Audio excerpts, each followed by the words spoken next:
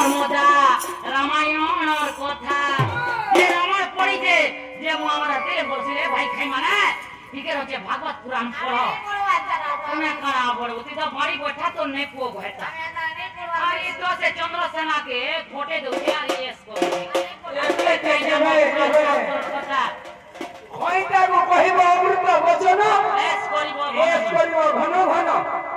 এই তো কে বলা দিও এ মকর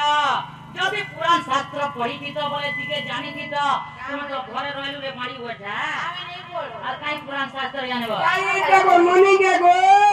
তুমি ন তক ননি সঙ্গে সমাঙ্গিনী কহ তুমি জনতা বিয়া করে গলা পার के দুইটা গুটে দিনে আর ই তো মই রানী মনি ছাড়রি পাররি হ্যাঁ মুই যে কই গুটে সঙ্গে বিয়া না গুটে সঙ্গে ইটা কে কইলা যে বা एक दुई हले केंदा जे कैंसिल होছে আগা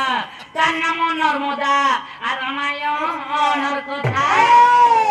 তার নাম নর্মদা আর রামায়ণর কথা মোর কথা শুনি চাকরি হেবা করতিল